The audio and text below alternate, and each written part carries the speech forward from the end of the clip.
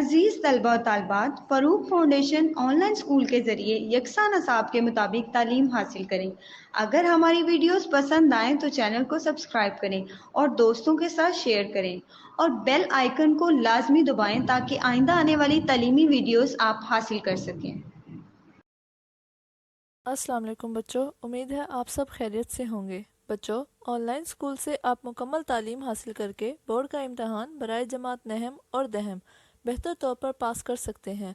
आप अपनी उम्र और तालीम के मुताबिक मज़ीद तालीम हासिल करें। वालिदैन से फ़ोन या कंप्यूटर पर हमारी वीडियोस के ज़रिए तालीम हासिल करने की दरख्वास्त करें।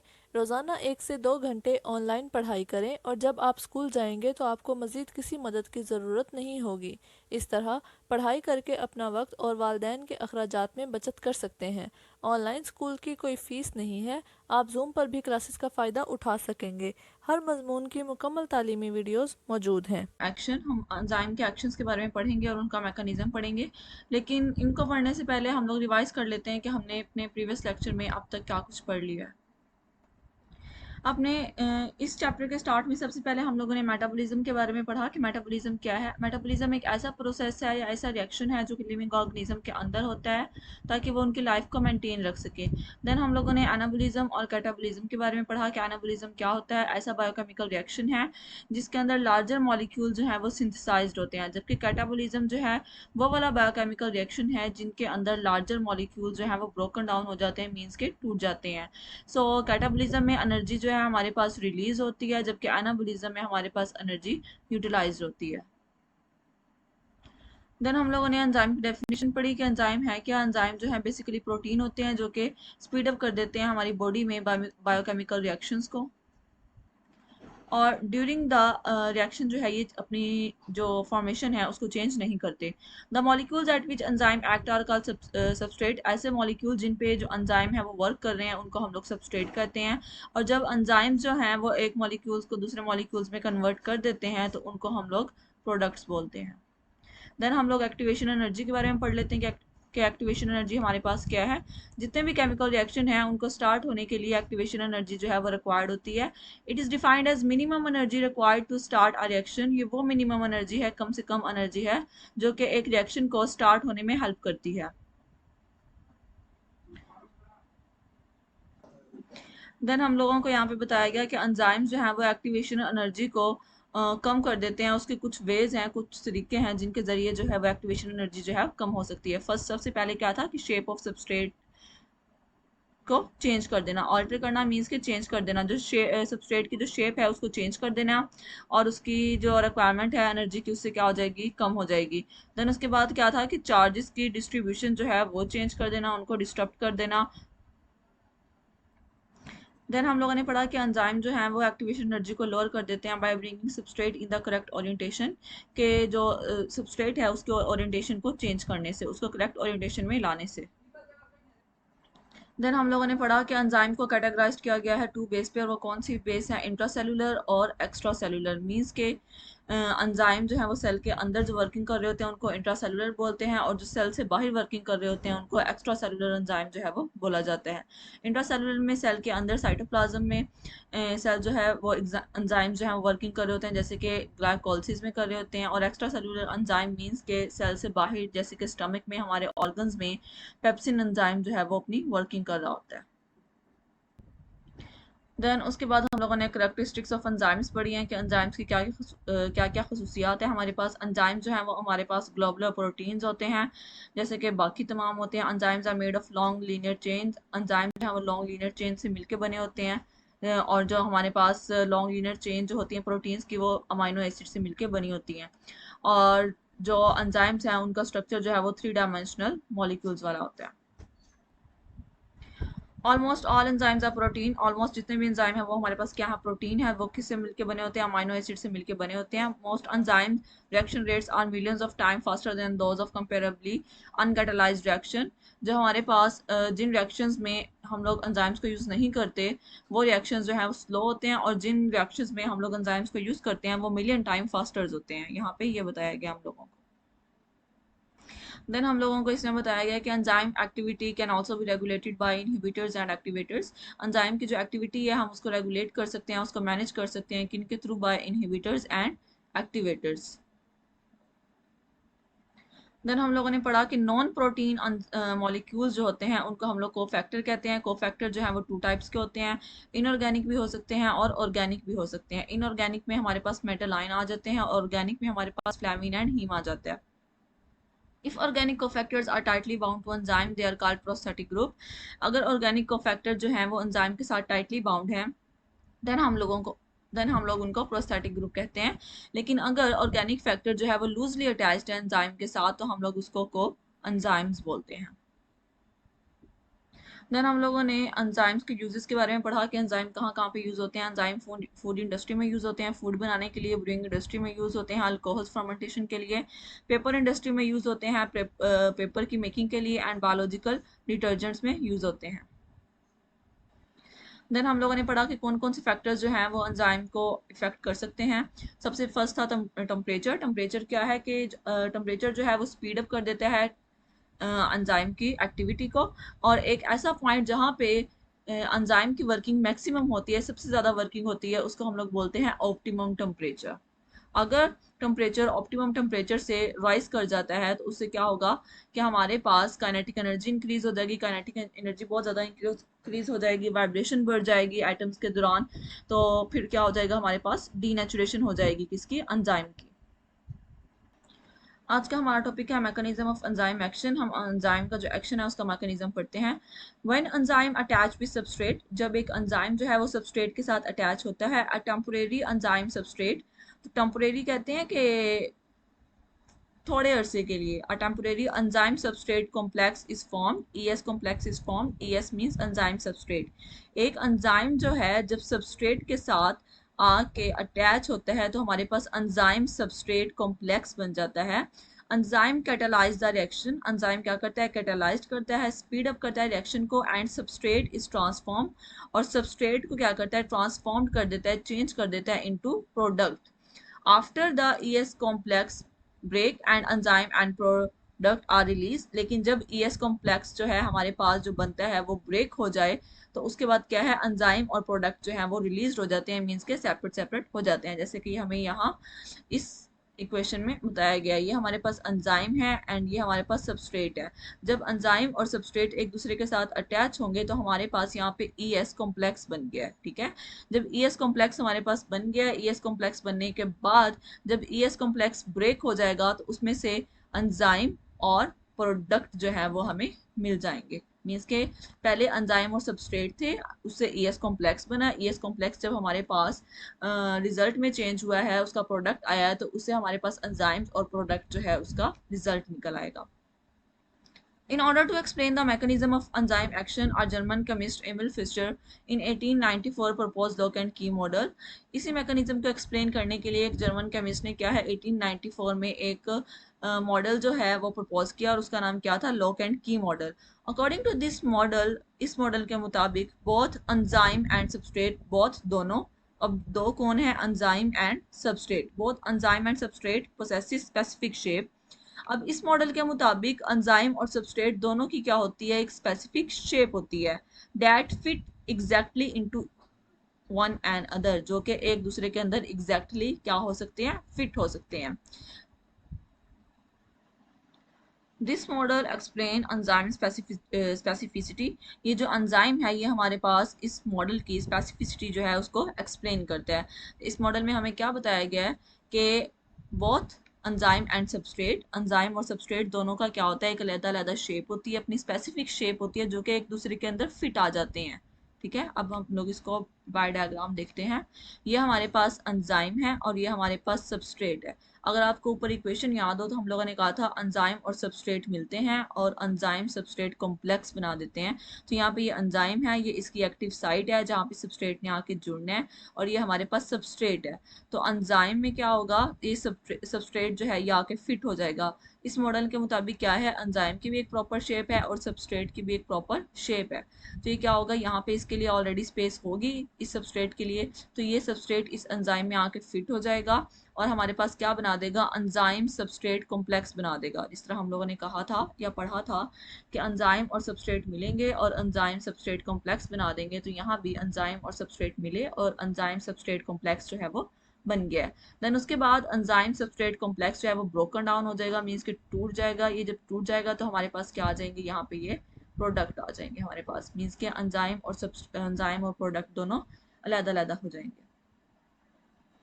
स्टूडेंट, ये हमारे पास लॉक एंड की मॉडल था। अब हम लोग नेक्स्ट मॉडल देखते हैं। In 1958 an American biologist Daniel Koshland suggested a modification to lock and key model. एक 1958 ने एक अमेरिकन बायोलॉजिस्ट जो है उसने क्या किया कि एक मॉडिफिकेशन की, मीन्स के थोड़ी सी चेंजिंग की, मॉडिफाई करना, थोड़ा सा चेंज कर देना, इंप्रूव कर देना। उसने इंप्रूव कर दिया लॉक एंड की मॉडल को and proposed induced fit model, और उसने एक अपना सेपरेट जो है वो मॉडल पेश किया जिसका नाम उसने क्या रखा, induced fit model. According to this model, इस मॉडल के मुताबिक active site is not a rigid structure. इसके मुताबिक क्या है, एक्टिव साइट जो है वो एक रिजिड स्ट्रक्चर नहीं है, सख्त मतलब सॉलिड नहीं है। रेदर इट इज मोल्डेड और rather it is moulded into the required shape to perform its function, बल्कि ये मोल्ड हो जाती है, मीन्स कि अपने आप को ढाल लेती है, चेंज कर लेती है जिस चीज़ की हमें ज़रूरत होती है उसी शेप में, into required shape to perform its function, ताकि ये अपना काम जो है, अपना फंक्शन जो है वो प्रॉपर तरीके से कर सके। Induced fit model is more acceptable than lock and key model of enzyme action. Induced fit model जो है हमारे पास ज़्यादा एक्सेप्टेबल है than lock and key model के। क्यों? क्योंकि उसके अंदर हमें कहा था कि एंजाइम और सबस्ट्रेट दोनों की क्या है, एक स्पेसिफिक शेप है। लेकिन यहाँ पे क्या कहा गया है हम लोगों को कि एक्टिव साइट जो है उसका एक रिजिड स्ट्रक्चर नहीं है, मीन्स कि वो अपने आप को चेंज कर लेती है, जैसा सबस्ट्रेट आएगा वो उसके हिसाब से अपने आप को मोल्ड कर लेगी ताकि वो उसका वो फंक्शन जो है वो अच्छे तरीके से परफॉर्म किया जा सके। यहाँ पे ये हमें दिया गया इंड्यूस्ड फिट मॉडल, जिसके अंदर ये हमारे पास एंजाइम है, ये हमारे पास सबस्ट्रेट है। अगर आपको नजर आ रहा हो तो देखिए यहाँ पे एंजाइम की भी ये वाली साइड जो है ये थोड़ी सी बाहर है और सबस्ट्रेट की भी। तो ये अगर हम लोग लॉक एंड की मॉडल के मुताबिक देखें तो ये दोनों आपस में फिट नहीं आ सकते। लेकिन अगर हम लोग इंड्यूस्ड फिट मॉडल के मुताबिक करें तो यहाँ पे जो एक्टिव साइट है ये अपने आप को मोल्ड कर लेगी, थोड़ा सा चेंज कर लेगी ताकि ये सबस्ट्रेट जो है इसके अंदर फिट हो जाए। तो यहाँ पे आप लोग देखेंगे कि ये वाला पार्ट जो है ये थोड़ा सा क्या हो गया, नीचे की तरफ बेंट हो गया, मोल्ड हो गया, तो जिससे एंजाइम सबस्ट्रेट जो है वो कॉम्प्लेक्स बन चुका है। तो यहाँ पे ये हमारे पास एंजाइम सबस्ट्रेट कॉम्प्लेक्स है। ये हमारे पास सबसे पहले एंजाइम है, ये सबस्ट्रेट है, ये उसकी एक्टिव साइट है, और यहाँ पे देन हमारे पास ES कॉम्प्लेक्स बन चुका है, मीन्स के एंजाइम सबस्ट्रेट कॉम्प्लेक्स हमारे पास फॉर्म हो चुका है। हमारे पास अब नेक्स्ट टॉपिक है specificity of enzyme. Specificity means कि किसी चीज़ की खासियत। तो यहाँ पे हम लोग एंजाइम्स की खासियत देखेंगे। There are over 2000 known enzymes. यहाँ पे तकरीबन 2000 जो है वो एंजाइम जो है अब तक डिस्कवर हो चुके हैं। Each of which is involve in one specific chemical reaction, और हर केमिकल रिएक्शन के लिए एक स्पेसिफिक जो है वो एंजाइम है। Enzymes are also substrate specific. Enzyme जो है वो सबस्ट्रेट स्पेसिफिक भी होते हैं। द एंजाइम प्रोटीएज, जैसे कि एंजाइम प्रोटीएज है which break peptide bond in protein, जो कि क्या करता है, प्रोटीन्स में पेप्टाइड बॉन्ड को ब्रेक करता है, तोड़ता है। Will not work on starch. अब जो हमारे पास प्रोटीन्स में काम हो रहा है वो स्टार्च में काम नहीं होगा, मीन्स के जो प्रोटीज एंजाइम है जो पेप्टाइड बॉन्ड प्रोटीन में तोड़ रहा है वो स्टार्च में जाके वर्किंग उसकी नहीं होगी, बल्कि स्टार्च के लिए हमारे पास अनदर एंजाइम जो है वो होगा which is broken down by an enzyme amylase. तो हमारे पास स्टार्च की जो ब्रोकन डाउन के लिए एंजाइम यूज होगा वो होगा enzyme amylase. Similarly lipase enzyme act only on lipids. बिल्कुल इसी तरीके से जो लाइपेज एंजाइम है वो कहाँ पे वर्क करेगा, हमारे पास लिपिड्स में वर्क करेगा एंड डाइजेस्ट और हजम कर लेगा या हजम करेगा दैम इनटू फैटी एसिड्स को एंड ग्लिसरॉल को। Specificity of different enzyme is determined by the shape of their active site. Enzymes की जो स्पेसिफिसिटी है उसकी खासियत जो है हम लोग कैसे मालूम करते हैं, उनकी शेप के जरिए, ठीक है, जो एक्टिव साइट्स पे होती हैं। Active site possesses specific geometric shape that fit with specific substrate. Active site जो है उसके पास एक स्पेसिफिक ज्योमेट्रिक शेप होती हैं जो कि फिट हो जाती हैं स्पेसिफिक सबस्ट्रेट के साथ, मींस के जो सबस्ट्रेट आके उन पे अटैच होता है। स्टूडेंट, इस पैराग्राफ में हमें बताया गया है कि अब तक 2000 एंजाइम जो हैं वो नॉन हो चुके हैं। उनमें से ऑलमोस्ट जो हैं सारे क्या हैं, स्पेसिफिक केमिकल रिएक्शन में यूज होते हैं, मींस के वो एक जो एंजाइम है वो सब केमिकल रिएक्शन में यूज नहीं होता, बल्कि हर केमिकल रिएक्शन का एक स्पेसिफिक जो है वो एंजाइम होता है। जैसे कि प्रोटीन के लिए, प्रोटीन की ब्रेकडाउन के लिए प्रोटीज एंजाइम होता है। स्टार्च की ब्रेकडाउन के लिए हमारे पास एंजाइम अमाइलेज होता है। लाइपेज जो है हमारे पास सेम उसी तरह लिपिड्स की ब्रेकडाउन के लिए होता है। मींस के हम लोग सिर्फ एक एंजाइम है वो सब पे यूज़ नहीं कर सकते, बल्कि हर केमिकल रिएक्शन के लिए हमारे पास सेपरेट सेपरेट क्या होंगे, एंजाइम होंगे। और वो किस चीज़ पे डिटर्मिन करेंगे, हम लोग उनको किस चीज़ पे जज कर सकते हैं या देख सकते हैं, डिटर्मिन कर सकते हैं, वो है उनकी एक्टिव साइट की शेप्स। स्टूडेंट, जिस तरह हमें एग्जांपल के तौर पे यहाँ पे ये एंजाइम है हमारे पास और ये उसकी एक्टिव साइट है, ये वाली। अब हम लोगों ने देखना है कि इसके अंदर कौन सा सबस्ट्रेट जो है फिट हो सकता है। सबस्ट्रेट 1 हो सकता है, सबस्ट्रेट 2 हो सकता है, या फिर सबस्ट्रेट 3 हो सकता है। तो आप लोग, ये आप लोगों की होम असाइनमेंट है, आप लोग इसको देखेंगे कि कौन से इस एंजाइम में, इसकी एक्टिव साइट में कौन सा सबस्ट्रेट जो है वो जाके फिट हो सकता है। स्टूडेंट, हमारा चैप्टर नंबर 6 एंजाइम जो है वो कंप्लीट हो चुका है। हम लोग इसको इस लेक्चर के लास्ट में रिवाइज करेंगे, लेकिन अब हम लोग अपना नेक्स्ट चैप्टर जो है बायो एनर्जेटिक वो स्टार्ट करते हैं। स्टूडेंट, हमारा चैप्टर नंबर 7 है बायो इनर्जेटिक। जैसे कि आप लोग ऑलरेडी जानते हैं, बायो मीन्स होता है living organism, life, and energetic means कि हमारी बॉडी में, लिविंग ऑर्गेनिज्म की बॉडी में जो एनर्जीज हैं वो कैसे जो है वो चेंज होती है। मीन्स के एक शेप से, सॉरी, एक फॉर्म से दूसरी फॉर्म में कैसे जो है वो चेंज होती हैं। So this process is known as bioenergetics. Student, हमारे पास फर्स्ट टॉपिक जो है इस चैप्टर का वो है bioenergetics and the role of ATP. Bioenergetics जो है हमारे पास क्या होते हैं और हमारी बॉडी में या लिविंग ऑर्गेनिज्म की बॉडी में एटीपी का क्या रोल है। Bio energetic is the study of energy. Bio energetic किसको कहते हैं? एनर्जी की स्टडी को कहते हैं, एनर्जी के स्टडी के रिलेशनशिप्स को कहते हैं, एंड एनर्जी ट्रांसफॉर्मेशंस को, कि एक एनर्जी जो है वो दूसरी फॉर्म की एनर्जी में कैसे ट्रांसफॉर्म हो सकती है, कन्वर्ट हो सकती है, convergence in living organism. So bioenergetics की क्या डिफाइन है? Bioenergetics is the study of energy relationships and energy transformations in living organisms. Organisms obtain energy, organism obtain करते हैं एनर्जी को बाय मेटाबोलाइजिंग द फूड दे ईट और प्रिपेयर। एनर्जी जो है organism जो है वो कहाँ से लेते हैं? वो जो खुराक जो है खाते हैं, मेटाबोलाइज जो है उनके जरिए जो एनर्जी रिलीज होती है उसके जरिए वो एनर्जी जो है ऑर्गेनिज्म यूज करते हैं। Food contains potential energy in its bond. Food में क्या होती है कि पोटेंशियल एनर्जी जो है वो स्टोर्ड होती है उसके बॉन्ड्स में। When those bonds are broken down, जब वो बॉन्ड हमारी बॉडी में जाके ब्रोकन डाउन होते हैं, टूटते हैं, a large amount of kinetic energy is usually released. तो उसके रिजल्ट में क्या होता है कि बहुत बड़ी तादाद में काइनेटिक एनर्जी जो है वो रिलीज होती है। Some of this energy is stored in the form of potential energy.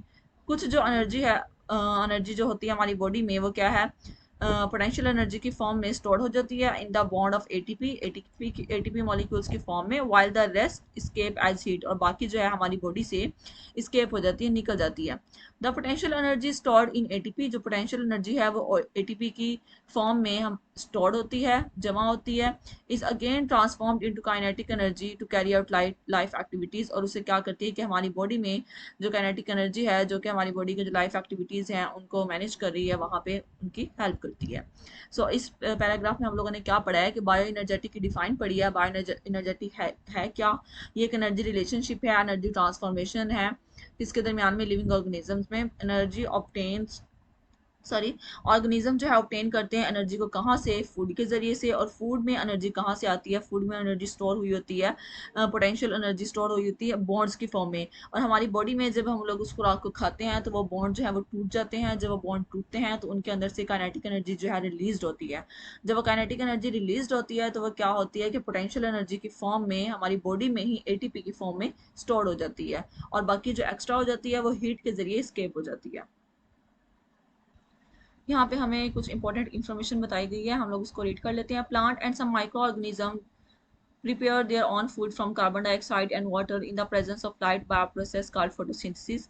Plant और कुछ माइक्रो ऑर्गेनिज्म जो हैं वो अपनी खुराक जो है खुद तैयार करते हैं कार्बन डाइऑक्साइड से और वाटर से और लाइट की प्रोसेस से, जिसको हम लोग कहते हैं photosynthesis. Whereas animal, fungi and microorganism get the prepare food, और जबकि एनिमल्स होते हैं, फंजाई जो होते हैं और बाकी जो माइक्रो ऑर्गेनिज्म होते हैं वो क्या करते हैं कि फूड जो खुद प्रिपेयर नहीं करते, बल्कि जो दूसरे प्लांट्स और माइक्रो ऑर्गेनिजम्स हैं उनसे लेते हैं। देन हमारे पास है ऑक्सीडेशन रिडक्शन रिएक्शन, हम लोग इसको रीड कर लेते हैं। Various life processes in organisms involve constant flow of energy. हमारी लिविंग ऑर्गेनिज्म में बहुत सारे ऐसे प्रोसेस हैं जिनके अंदर फ्लो ऑफ एनर्जी जो है वो कांस्टेंट रहती है। This energy flow comprises the acquisition, transformation and use of energy for various life processes like growth, movement, reproduction, etc. And वो जो एनर्जी फ्लो है वो किस पे कंप्राइज कर रहा होता है, जैसे कि हमारी बॉडी में ट्रांसफॉर्मेशन हो रही है, एनर्जी का यूजेज हो रहा है, जैसे कि ग्रोथ हो रही है हमारी बॉडी की, हमारी बॉडी जब मूवमेंट कर रही होती है तब हमें एनर्जी की ज़रूरत होती है, और जब रिप्रोडक्शन हो रही होती है तब भी हमारी बॉडी को एनर्जी की ज़रूरत होती है। तो हमारी ज़िंदगी के, हमारी लाइफ में बहुत सारे ऐसे प्रोसेसेस हैं जिसके अंदर हमें एनर्जी की ज़रूरत जो है वो थ्रू आउट रहती है, कॉन्स्टेंट रहती है। For all life processes, oxidation reduction reaction are the direct source of energy। जितने भी हमारी बॉडी में लाइफ प्रोसेसेस जो लिविंग ऑर्गेनिज्म में हो रहे हैं उनके अंदर जो है रिडॉक्स रिएक्शन जो है, ऑक्सीडेशन रिडक्शन रिएक्शन जो है वो डायरेक्ट सोर्स है एनर्जी का। ऑक्सीडेशन रिडक्शन रिएक्शन को हम लोग रिडॉक्स रिएक्शन भी कहते हैं। Redox reactions involve exchange of electrons between atom.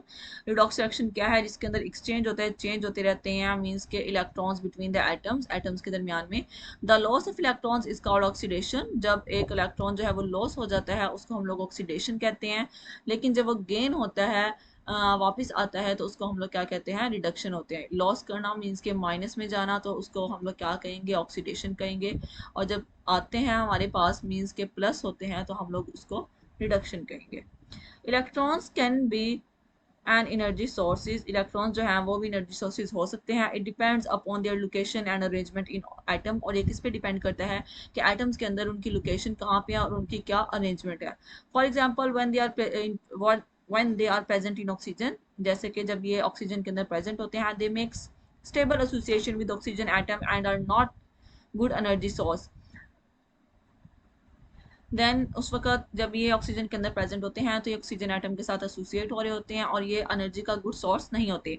But if electrons are dragged away from oxygen and attached to some other atom, carbon और hydrogen, they make unstable association. लेकिन जब electrons जो हैं वो oxygen से निकल के और कहाँ पे अटैच हो जाते हैं, कहाँ पे अटैच हो जाते हैं, कार्बन के साथ अटैच हो जाते हैं या हाइड्रोजन के साथ अटैच हो जाते हैं, तब ये एक अनस्टेबल एसोसिएशन में आ जाते हैं और इनके अंदर से एनर्जी जो है वो एक गुड सोर्स होता है, एनर्जी रिलीज हो सकती है। They try to move back to oxygen and when this happen energy is released. तो जब ये दोबारा से ऑक्सीजन के पास जाते हैं तो उससे क्या होता है, हमारे पास एनर्जी रिलीज होती है। स्टूडेंट, आज का हमारा लेक्चर यहीं पे कंप्लीट हो गया है। अब हम लोग रिवाइज कर लेते हैं कि हम लोगों ने आज के लेक्चर में अब तक क्या कुछ पढ़ लिया है। आज हमने एंजाइम एक्शंस के बारे में पढ़ा। एंजाइम एक्शन में हमने क्या कहा कि एंजाइम और सबस्ट्रेट जब अटैच होते हैं तो हमारे पास ES कॉम्प्लेक्स बना देते हैं, एंजाइम सबस्ट्रेट कॉम्प्लेक्स बना देते हैं। और देन जब वो ट्रांसफॉर्म होते हैं, प्रोडक्ट में ब्रेक डाउन होते हैं, तो उससे क्या है, हमारे पास एंजाइम और प्रोडक्ट जो है वो एज अ रिजल्ट जो है वो शो होता है। देन हम लोगों ने दो मॉडल्स के बारे में पढ़ा। जो फर्स्ट हम लोगों ने पढ़ा वो है लॉक एंड की मॉडल, जो कि इमिल फिशर ने दिया था 1894 में। ये मॉडल क्या एक्सप्लेन कर रहा था कि एंजाइम और सबस्ट्रेट दोनों की क्या होती है, स्पेसिफिक शेप होती है और ये दोनों एक दूसरे के अंदर फिट हो सकते हैं। उससे हमें पता चल जाता है कि कौन सा सबस्ट्रेट जो है वो कौन से एंजाइम के लिए है। सेकंड हम लोगों ने मॉडल पढ़ा इंड्यूस फिट मॉडल, जो कि डैनियल कोशलैंड ने दिया था। और उसने कहा था कि एक्टिव साइट जो है वो एक रिजिड स्ट्रक्चर नहीं होती, बल्कि एक्टिव साइट के पास जो भी सबस्ट्रेट आता है, एक्टिव साइट जो है अपने आप को मोल्ड कर लेती है ताकि वो फंक्शन जो है वो परफॉर्म कर सके। और इंड्यूस्ड फिट मॉडल जो है वो मोर एक्सेप्टेबल था then lock and key model. Then हम लोगों ने एंजाइम की स्पेसिफिसिटी के बारे में पढ़ा कि एंजाइम की क्या खसूसियात हैं। अब तक जो है वो तकरीबन 2000 एंजाइम जो हैं वो नॉन हो चुके हैं, जिनको साइंटिस्ट ने या बायोलॉजिस्ट डिस्कवर कर चुके हैं। और हर जो केमिकल रिएक्शन है उसके लिए एक स्पेसिफिक एंजाइम होता है, जैसे कि प्रोटीएज जो है वो प्रोटीन की ब्रेकडाउन के लिए यूज़ होता है, और स्टार्च की ब्रेकडाउन के लिए अमाइलेज यूज़ होता है, और लिपिड्स की ब्रेकडाउन के लिए हमारे पास लाइपेज एंजाइम जो है वो यूज़ होता है। मीन्स के जितने भी केमिकल रिएक्शंस हो रहे हैं उन सब के लिए एक स्पेसिफिक एंजाइम है। हम लोग ये नहीं कर सकते कि लिपिड का जो एंजाइम है वो प्रोटीन की ब्रेकडाउन करवा सकता है, वो प्रोटीन की ब्रेकडाउन नहीं करवा सकता, बल्कि जो लाइपेज है वो लिपिड्स की ही ब्रेकडाउन करवा सकता है। देन हम लोगों ने बायो एनर्जेटिक्स के बारे में पढ़ा कि बायो एनर्जेटिक्स क्या है, हमारे पास बायो एनर्जेटिक्स जो है एक ऐसा रिलेशनशिप है एनर्जी का कि जो कि ट्रांसफॉर्म हो सकता है वन फॉर्म टू अनदर। जैसे कि हमारी बॉडी में जो हमें एनर्जी की ज़रूरत होती है वो हमारे पास आती है फूड से। फूड में एनर्जी कहाँ से होती है? फूड के अंदर जो मॉलिक्यूल्स होते हैं, एटम्स होते हैं, उनके अंदर उनके बॉन्ड्स में पोटेंशियल एनर्जी जो है वो स्टोर हुई होती है। जब वो फूड हम लोग खाते हैं, हमारी बॉडी में जाता है, वो ब्रोक डाउन होता है, तो उससे क्या होता है, वो बॉन्ड टूट जाते हैं। बॉन्ड टूटने से क्या होता है, काइनेटिक एनर्जी जो है वो रिलीज होती है। और जो काइनेटिक एनर्जी रिलीज होती है उसमें से कुछ एनर्जी जो है वो पोटेंशियल एनर्जी की फॉर्म में, एटीपी की फॉर्म में हमारी बॉडी में स्टोर रह जाती है, और बाकी जो है वो हीट की फॉर्म में स्केप आउट हो जाती है, मीन्स कि हमारी बॉडी से निकल जाती है। देन हम लोगों ने ऑक्सीडेशन रिडक्शन रिएक्शन के बारे में पढ़ा कि हमारी बॉडी में ऐसे बहुत सारे प्रोसेसेस हैं जिसके अंदर एनर्जी का फ्लो जो है वो कांस्टेंट रहता है, मीन्स कि एनर्जी की ज़रूरत उन्हें हर वक्त रहती है, जैसे कि ग्रोथ के लिए, मूवमेंट के लिए, रिप्रोडक्शन के लिए, इन सब के लिए हमें क्या है, हर वक्त एनर्जी की ज़रूरत है। देन हम लोगों ने रिडॉक्स रिएक्शन पढ़ा। ऑक्सीडेशन रिडक्शन रिएक्शन को रिडॉक्स रिएक्शन भी कहते हैं।